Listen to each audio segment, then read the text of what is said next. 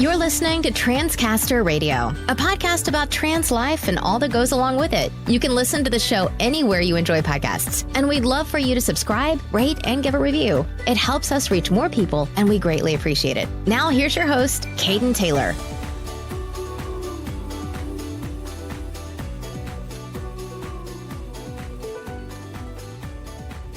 Hey Transcasters, welcome to this week's episode of Transcaster Radio. I'm your host, Caden Taylor.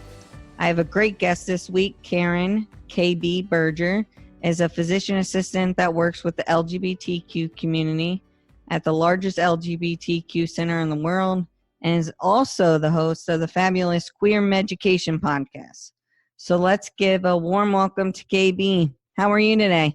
I'm good. Thanks for having me. I appreciate it. Yeah. So other than a little bit I said about you, tell us a little bit about yourself. Sure. So my name's Karen. I live in Los Angeles, California. I'm originally from New York, born and raised. I work as a physician assistant, which is in the same class as a nurse practitioner in terms of education timeline. So we have master's degrees. We do a lot of prerequisites before going to graduate school. The difference is that we, PAs or physician assistants aren't nurses prior. People come from all sorts of backgrounds, and we are trained specifically under the medical model, which is the same way doctors, DOs, and MDs are trained. So I've been a PA for almost 4 years, graduated in 2015, and now I work in sexual health and dermatology. Awesome. So what motivated you to get into medicine? I think to some extent, I knew I was going to do that since I was a young person. I always liked science and math and was more of an analytical brain. And when I graduated from Binghamton University for my undergraduate, I had a chemistry degree and a biological anthropology degree, but I wasn't ready to be an adult yet. So I left New York, which is something I always wanted to do. Never really went back, maybe very short term. And I worked in nonprofit for a while. I worked for a university. I moved around a lot.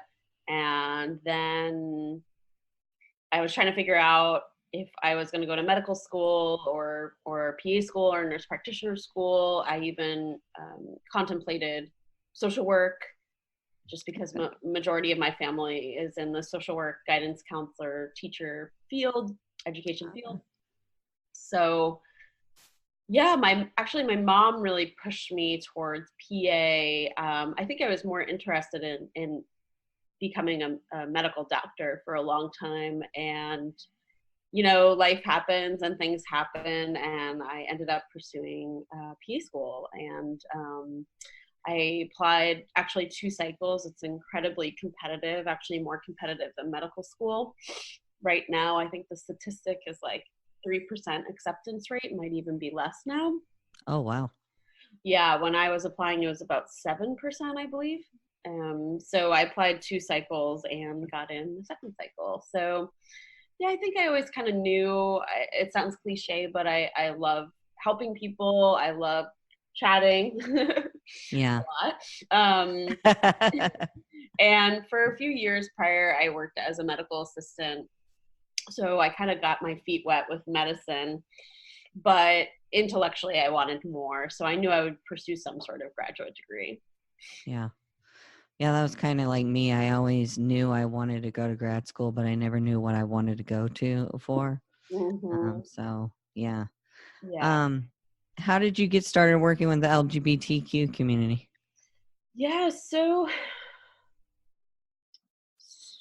I identify as a cis lesbian person. And I think prior to coming out, without myself even knowing, I something was not right. But ironically, I actually was never really attracted to women until I was attracted to women. So that one person really changed things. I never really thought about it. And although, stereotypically I was a little more androgynous, I was always a tomboy. I loved sports growing up. And when I realized that I liked women, things kind of changed. I was always really shy, and I would actually really consider myself introverted, which most people wouldn't probably recognize just because I'm Not at all. very, very, very chatty. But I think when it comes to, really deep relationships, it's hard for me to open up. Yeah. And I was always kind of like that. And when I came out, it was almost like this shell was lifted, and I was able to kind of do all these things that I never did. So in college, most of my extracurricular activities had something to do with LGBTQ. Was raised Jewish, and I got very involved in the Jewish organization. So I became the LGBTQ liaison for that Jewish organization. I was very open and out in school. And then when I graduated, at my first job, I created a little LGBTQ group. And even in grad school, I met a medical student, and we created an LGBTQ group. Of course, all of our classmate allies came and kind of defeated the purpose of that. But but actually, that's where I met my wife, which is funny. But so I think, in a sense, once I connected to that part of myself, it was always very important to me. And something about that was identifying with social justice and advocacy. So I graduated in 2015. My first job out of school was in dermatology. That was my background prior to PA school. And as much as I really loved the medicine, I wasn't feeling that passion, that fire going to work. Somehow convinced my wife to move from Providence, Rhode Island to Los Angeles, California. And at the time, this was when I Am Kate came out, and all these the start of trans and non-binary lifestyle were starting to be more prominent in the media. And I started doing a little more research on trans healthcare, and found out that, of course, the terrible statistics about medicine and trans health. And I was like, wow, that can be a job. I didn't know that. So I then actually found the LGBT center, and I was like, oh, I want to work there. So when I moved out to Los Angeles, I kind of did everything I could to get in with the center. And a couple months into living here, I started working in the sexual health and education department there. And I've been there for 2.5 years, and it's been fantastic. So that was kind of although there was a lot of other points where I connected with the LGBTQ community in terms of advocacy and profession, that's kind of been a huge turning point in myself professionally, because it's really opened up the doors to, well, first of all, living in Los Angeles, people, and I'm from the East Coast, so if you're not a doctor, a lawyer, or a teacher, you are just shunned from society. And out here, everybody does whatever they want, and they're creative and they make things work. So I've met a lot of people, entrepreneurs and artists and creatives, just kind of doing their thing. And I think that was also very inspirational to connect that to my profession and the LGBTQ communities. Yeah, I'm from the East Coast, so I completely understand that. And that hasn't changed either. I mean, it's kind of amazing that still that's the pressure there. And I think it will change over time, just because our generation is kind of just like, I don't really care what you think. Yeah. But there's still a difference between East Coast and West Coast for sure. Yeah. So I'm curious, during PA school, did they talk about the LGBTQ community or the trans community? Did they teach you anything about it? Yeah. Um, I have a lot of feelings about this, but I'll keep it pretty PC. First off, I got a extremely good medical education where I was at. I don't think the tactics were 100% what I agree with. It was a very, very, very serious school. PA school is really intense. The way I like to look at it is it's medical school, except in half the period of time. The majority of PA schools are about 24 to 36 months, but most of them are about 27 months. And the first 12 months-ish, 12 to 15 months is all classroom. We call it the didactic curriculum. And some days, most days, in certain semesters, you are in class from 8 o'clock to 8 o'clock. You don't work, you just study. And, you know, some people are blessed with the photographic memory, but the majority of people aren't. So you are in class 8 to 8, you still have exams to take, and you're just studying every other part of your free time, unless you decide to go to the gym as your kind of break, or some people will walk their dogs or whatever. But it was really, you kind of had to pick one extracurricular activity to keep yourself semi-sane. So semi-sane. So very, very, very rigorous, very serious work environment. I think my school, we were kind of known for being a pretty high-ranked school for many reasons, but we did have a good, huge component of community service, which kind of got me through the program. In terms of social determinants of healthcare, I think we had better presenters and educators in certain areas than others, and I think it severely lacked in the LGBTQ medicine. This was 2013 to 2015. So even if we think about that, 4 or 5 years, I mean, things have changed dramatically, politically, socially, from a healthcare perspective. So even then, I think, so my school, they had a panel that was their LGBTQ medicine. They had a panel come in, which is better than nothing, right? Yeah. But no introductory lecture. So nothing like, what does LGBTQ stand for? Which, by the way, a lot of people don't really know. And I think that, also it was at like 6 o'clock at night, it wasn't really like, this is how we care for LGBTQ patients. It was just like, here's a group of people. This is your first meeting with a trans person. This is your first meeting with a, maybe an out and proud gay man. I mean, it was very odd to me as a LGBTQ person. And I think some professors did a better job, than others. For example, my OBGYN professor had a lesbian health section in one of our talks, which was also like, wow. Although I was like, please don't call on me. Please don't call me. Please, because I sat like right next to her.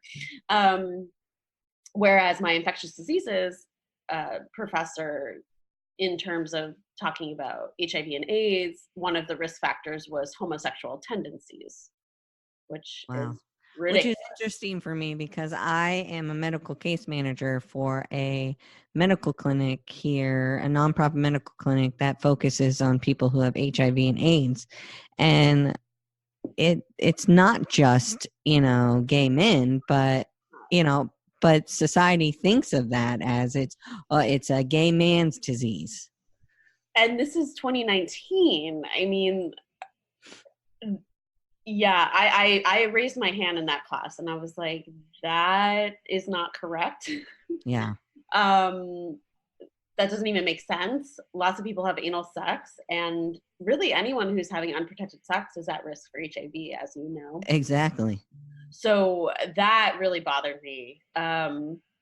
So, and one thing that I do now is I teach at a local PE program, and that's kind of like my punch into reality, because I have my little queer job, my queer space. I go in, you could be whoever you want, dress however you want. I live in my little queer bubble. I have a wife, like we, very queer lifestyle. And then I go to teach, and I'm like, oh, this is the real world. Okay. Great. I mean, really, there's such a huge gap.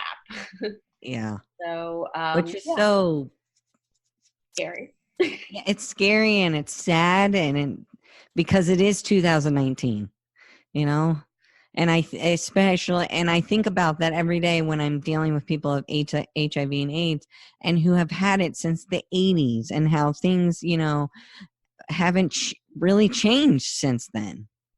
And it's interesting because I think location and geography has a huge impact, right? So although I live in Los Angeles, I've heard horror stories, of course, about discrimination and stigma with HIV and AIDS. And that's in California, Yeah. and outside of Los Angeles, forget it. The majority of California is quite rural and suburban, and then you're in the Southeast, which historically has a bad rap for being very queer friendly. Yeah. That's very true. So and even in healthcare, with HIV and AIDS, we learn about it from a healthcare perspective, but kind of thinking about the way we learned about it is just so bizarre, because now HIV/AIDS is a chronic disease. Your primary care should be managing your meds along with everything else. Yeah. That wasn't like that 25 years ago, because we really just didn't know much about the virus. But to be learning about these super rare, these super rare secondary opportunist infections, it's like you're kind of missing the point here. Yeah. Yeah. Yeah. So since you are teaching right now, how would you go about getting this part of the community involved in education, especially in medical education? Not just PA school, but MD school, DO school. I mean, my fiance is in school to be a pharmacist, and they don't learn anything about that. Yeah. I think it's a really complicated question. Medicine is extremely conservative. Historically, when you think about medical care, even 10, 15 years ago, it's a bunch of white dudes, right? Yeah. So there's a huge need for diversity and inclusion, and that's in probably most settings, right? It's changing, but it's a slow change, because for example, when I think of OBGYN, which is like the sexual health place for women identified people. I just did air quotes, by the way, on the podcast. Most of those women patients were being controlled by cis old men, Yeah. being told what to do, and it's such a bigger conversation than the one we're having right now. But I think there's a shift happening. But there's a huge history behind that, and medicine in general is very, very conservative.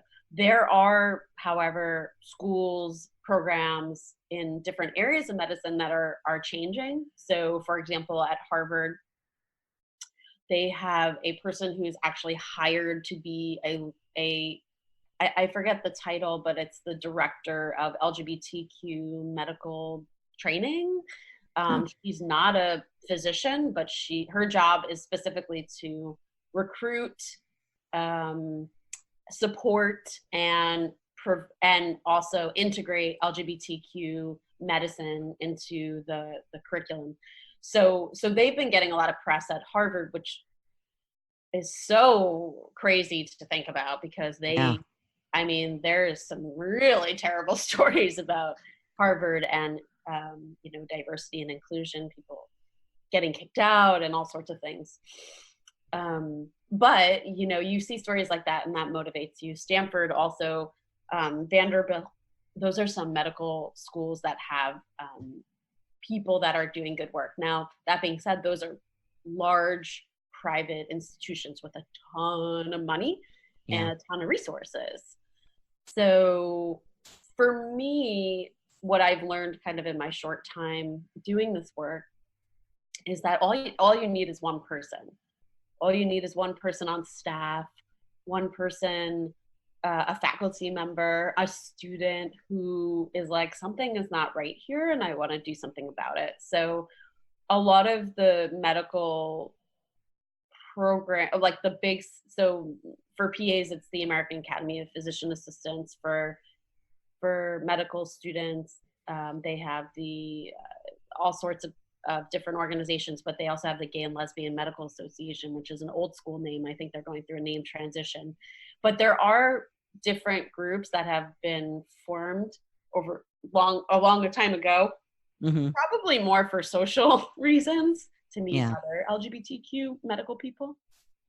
And for PAs, it's the LBGT PA caucus.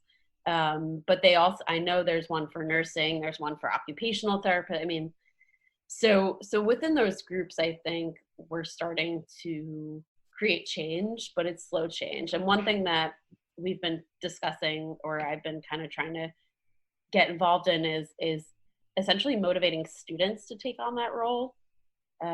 Just because a lot of students in school, the way you think about it is professor knows everything, student knows nothing. Yeah. But when it comes to LGBTQ things, that's not true at all. Yeah. So actually the students know way more than the professors, unless they do know more, like obviously know more. So I think a lot of programs, at least I can speak from the PA programs, different programs that I've reached out to are very open to creating LGBTQ plus curriculum. They just don't have the person, the resource. They don't even know where to look. I mean, in Los Angeles, they never even heard of the LGBT Center if they're in the non-LGBTQ community, which is, I mean, Wow. to me, kind of baffling. Yeah. But that's kind of the reality of the situation. So I think people want to create change. I think that they're not going to create change without the point person, which is probably arguably a good thing. Yeah, that's true. So I asked some people some questions they would want to ask a healthcare provider. Yeah. And one of the things that I got asked a lot was, with everything going on in the administration right now, in your opinion, do you believe that healthcare providers would truly refuse medical care to a trans or LGBTQ person? I mean, they give an oath that they're going to take care of somebody regardless if it's emergent or routine. So, in your opinion, what do you think? Yeah. So we actually already have data about that. There was a huge survey that came out in 2015. It's the big trans healthcare survey, and it surveyed everything from medical care to housing to education, demographics, and we already know that the answer is yes, people will discriminate.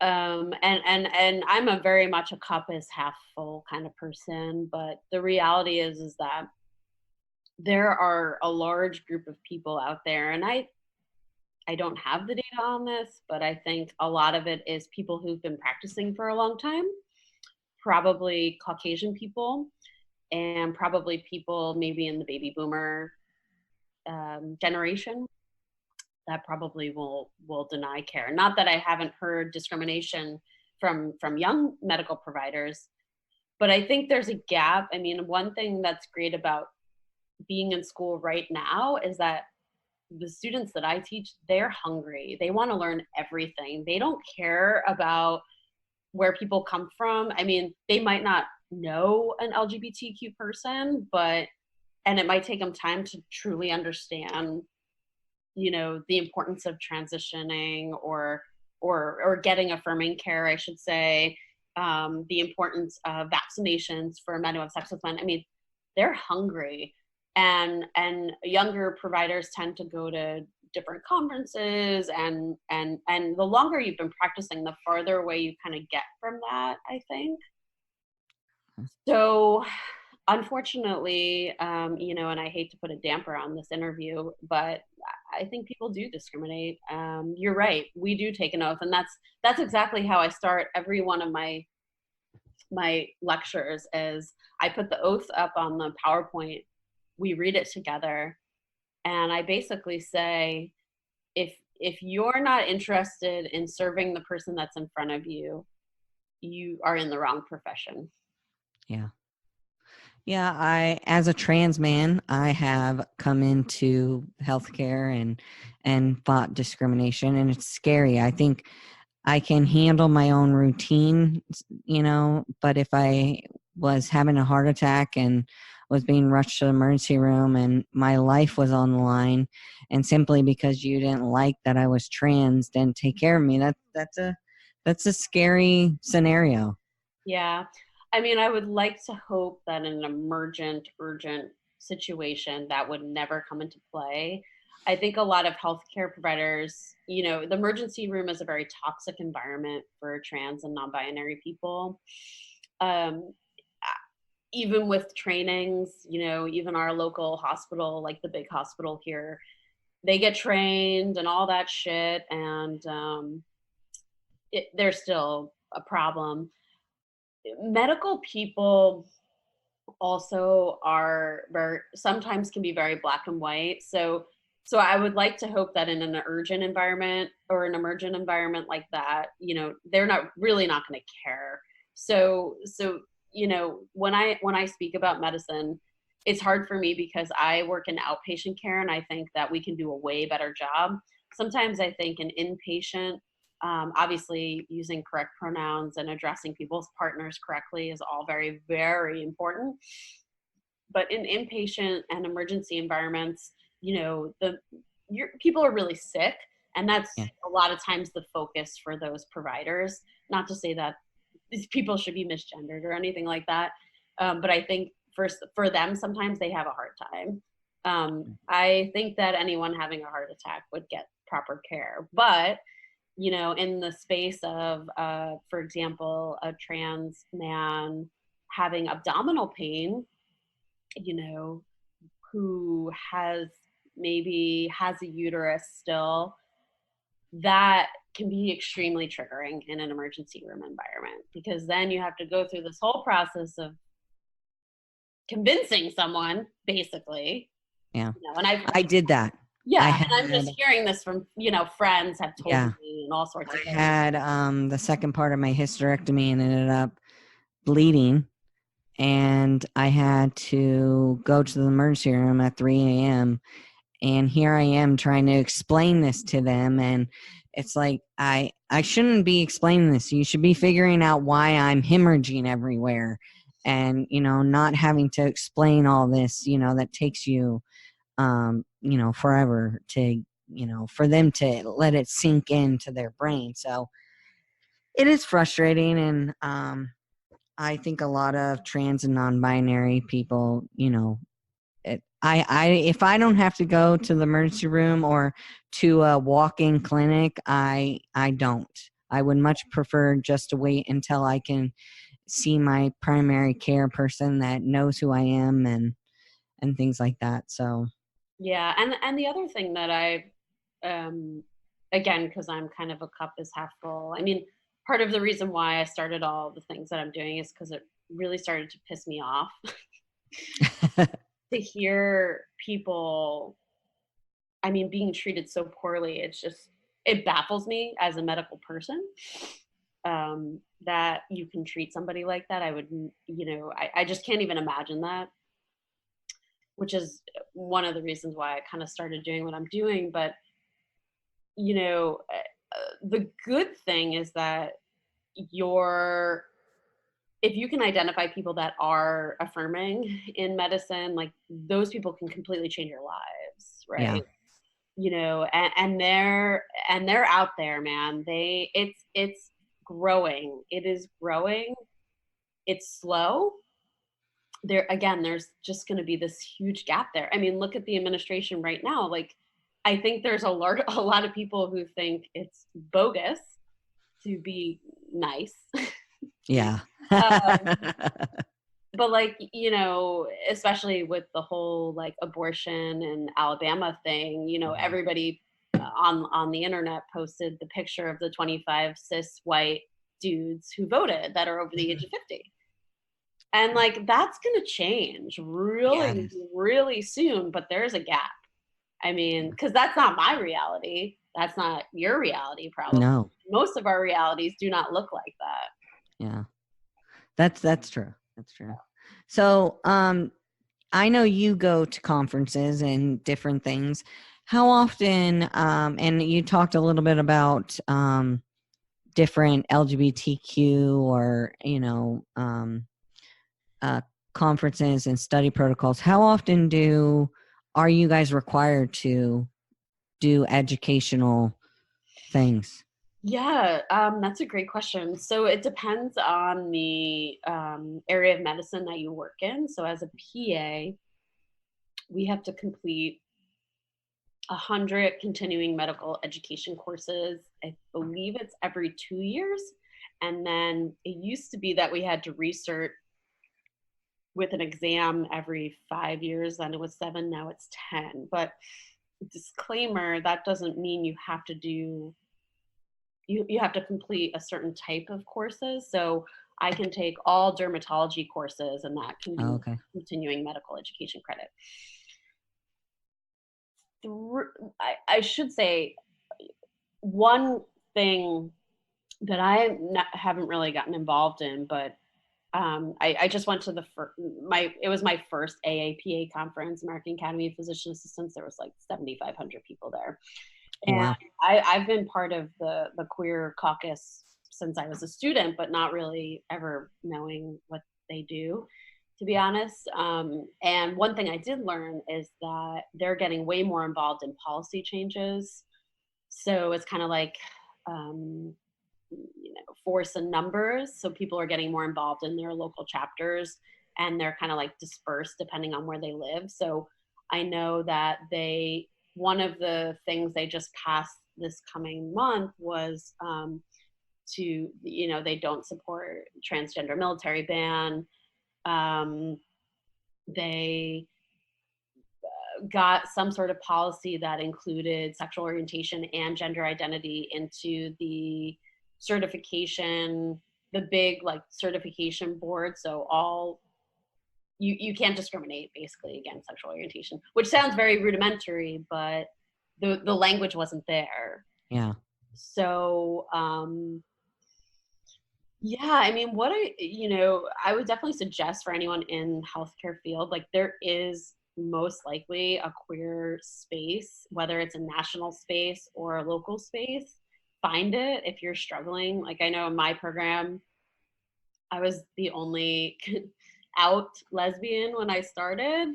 Obviously, that wasn't the case at the end of it. There were other queer people in my class, but there definitely weren't other trans people. And that's a whole different podcast episode, but Yeah. that's starting to change. But that's very challenging for our trans family and friends going into medical education, because that's hard sitting in Yeah. those classes because everything is binary. Yeah, that's true. Ugh. Yeah. Yeah. So let's talk a little bit about your podcast, which is how I found you. Woohoo! And I mean, I'm certainly not a medical provider. And I think that it educates way more than just your healthcare provider. I think it educates everybody. I can't wait till the next week's episode's out. So tell us a little bit about it. And for those who don't know, it's called Queer Education. And, and how you kind of started and why you started it. Yeah, so I think so like I kind of mentioned, I've been working in my little queer bubble, and then I also do a lot of teaching, and with my teaching, I work at a local PA program called Charles Drew University, and which is in South LA. It's actually a historically Black college, so it's the class looks very different than the majority of PA school classes, super diverse. And in terms of lots of POCs and people from all different demographics, etc. That's awesome. Yeah, it is awesome. And I basically created a LGBTQ like and non-binary and intersex didactic curriculum. So I go in and teach a couple of classes per semester with a focus on queer spaces. So it kind of integrates into their curriculum. For example, Oh, okay. several weeks ago, I taught the preventative care specifically for like men who have sex with men who have sex with men and women, and then a separate one for women who have sex with women who have sex with women and men. I taught the preventative care for trans and non-binary people. Next semester, we get a little more into specifics. So I'm going to do family planning and reproductive care for LGBTQ people, introduction to intersex people, aging LGBT, pediatrics. So really like whatever courses exist, kind of inserting these other inserting LGBTQ health into those courses. So by the end of it, my students are really sick of me and they don't even see me that much. They're like, we get it, minority stress model, we get it. LGBTQ people are discriminated against, we get it, we won't do it. But I don't care. So, so I think with that, these two kind of worlds that I'm living in within myself and then outside of it, I kind of created this concept, which is to bridge that gap between LGBTQ health care and the general population. Because also one thing I really talk about a lot with students is that LGBTQ people know a lot about their healthcare because we really haven't had a choice. Yeah. We might not know, the general person might not know the word for, the jargon for the symptoms that they're having or the type of HIV test that they're getting, but they understand how long things are going to take. And, there's tons of online forums, which I think are actually good. Obviously you can get yourself into a bad forum, but like the majority of our trans patients know a lot about hormones before they come in. That's very true. Yeah. And part of the gap is that trans people are teaching their healthcare providers, which can be great in other settings, but I think that gap needs to be smaller, right? Yeah. You shouldn't have to teach your providers everything about yourself, Yeah. right? But kind of with this concept of how I can reach more people, it kind of was just a concept of creating a platform to educate medical providers and the general population on LGBTQI non-binary healthcare, and through some mentorship, actually through a queer entrepreneur organization that I found. The person that was my mentor kind of suggested this podcast. Actually, he first suggested YouTube, which I wasn't really into, but then kind of suggested a podcast. And I didn't know anything about audio. Neither did I. Editing, like that was so foreign to me. So yeah, and so then I also really utilized Instagram a lot to connect with individuals. And I was never really a social media person at all. Yeah. Just kind of the basic stuff. But I've met so many people through Instagram. It's insane. And people that are doing good work. So the other element to bridging the gap and introducing the platform is, there's so much negative shit going on right now. Like that's all we see on TV. The person that's supposedly the president of the United States is, I can't even say that they're my president. Like really, really. Yeah.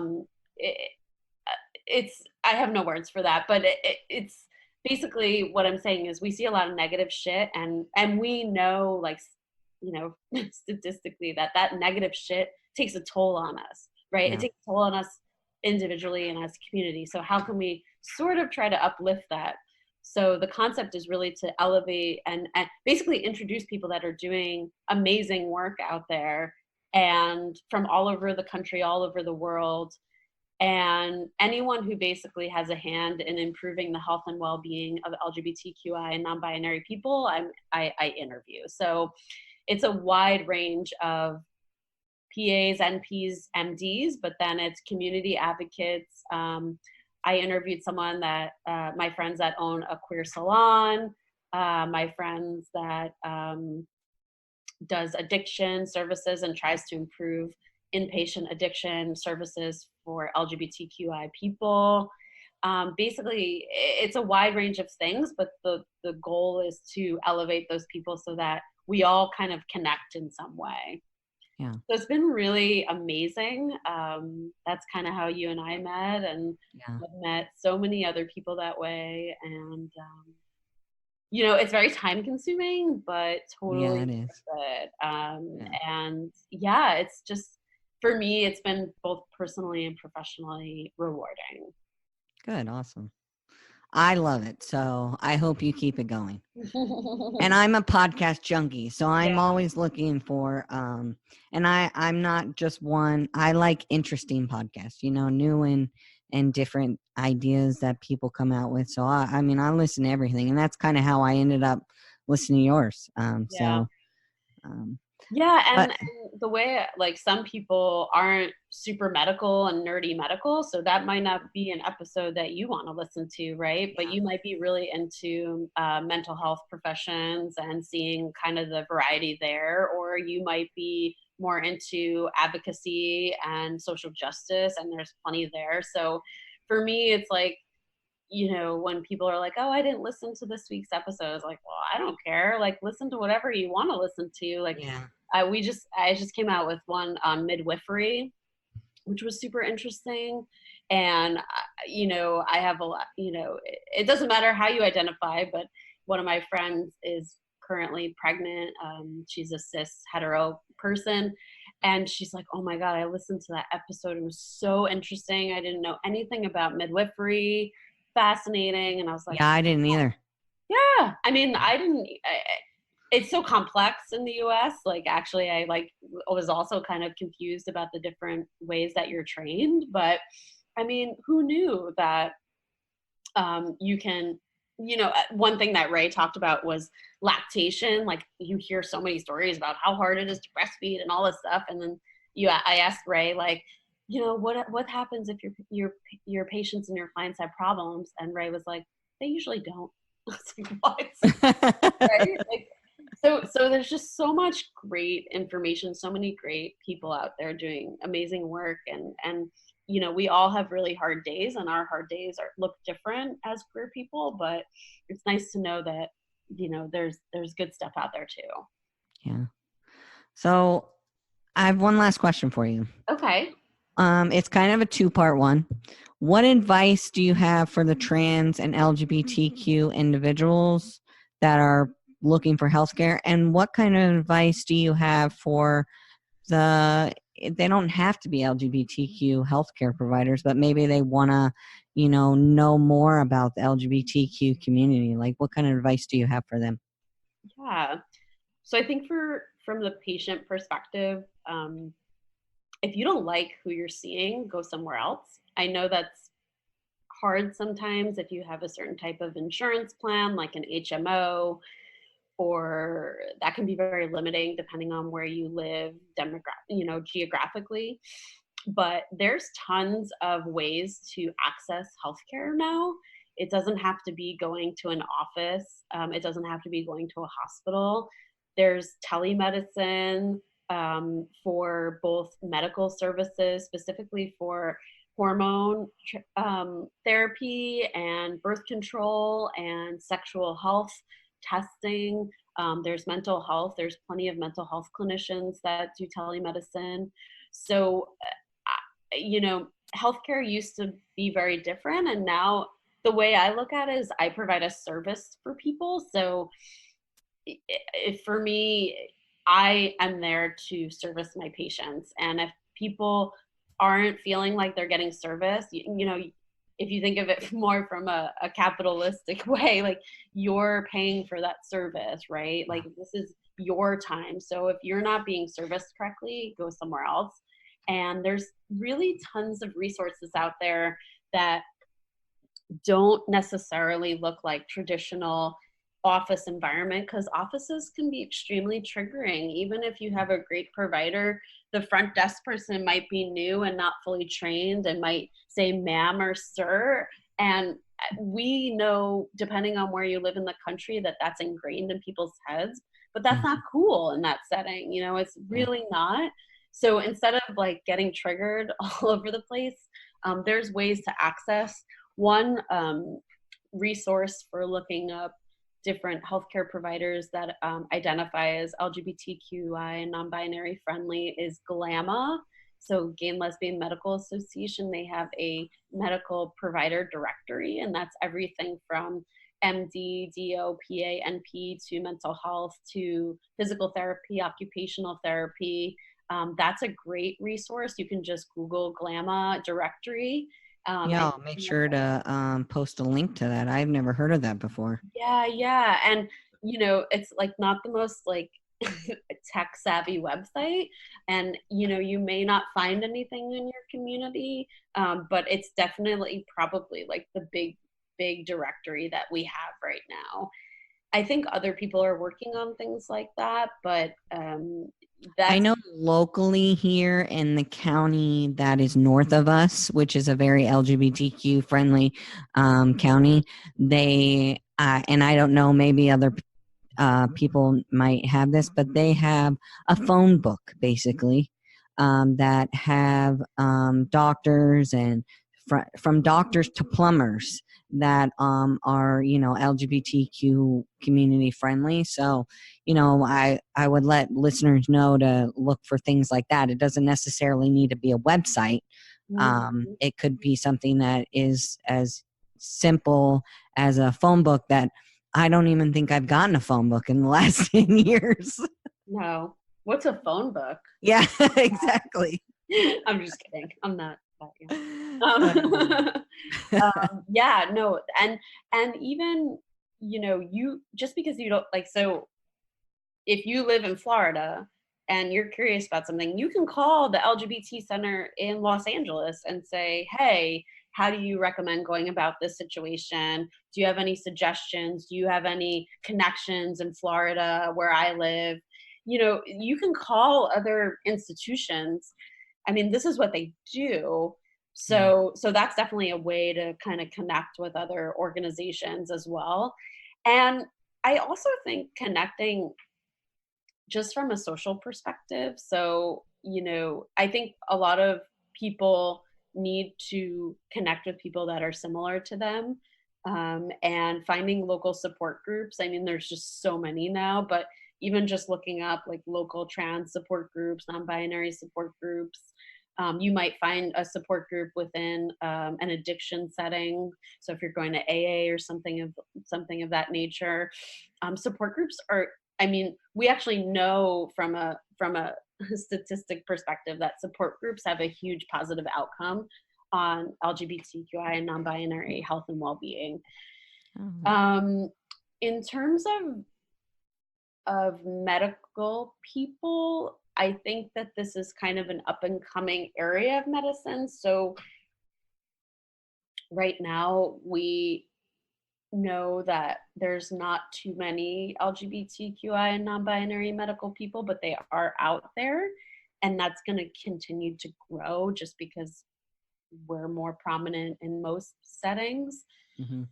So I think just connecting with groups within the specialty that you're working in is super important. Now, one thing I didn't really mention ignorantly is that I do understand that some states still discriminate against people, and it's actually illegal to be out in your workplace.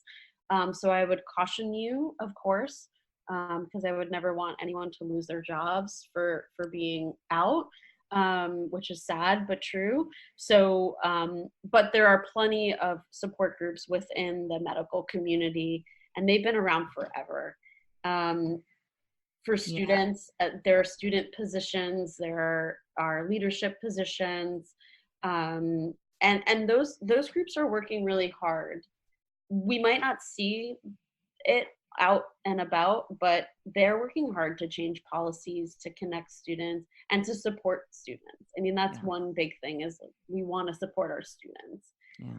Obviously, a lot of people that go into healthcare have privilege, and that's another problem. Again, we're working on it. It's a huge gap. But I think over time, all of that's going to change dramatically, I hope. I hope so too. Well, I appreciate you coming on today and taking the time to talk to me. It's been a pleasure. Yeah, thanks for having me. And you can definitely contact me, queermeducation@gmail.com. I have a website, www.queermeducation.com. All of my handles on social media are queermeducation, but I'm pretty responsive, and I'm typically able, if I can't answer your questions or connect you with what you need, I can connect you with somebody who can. Yeah, so make sure you check her out, and I'll make sure to post it all on my website and social media too. So appreciate that. Thank you. Yeah. All right, everyone, that's all we've got for you today. Thank you for listening. Remember to tune in next Tuesday at 10 a.m. so you never miss an episode. Until next time, love life, live authentically, and as always, rise up.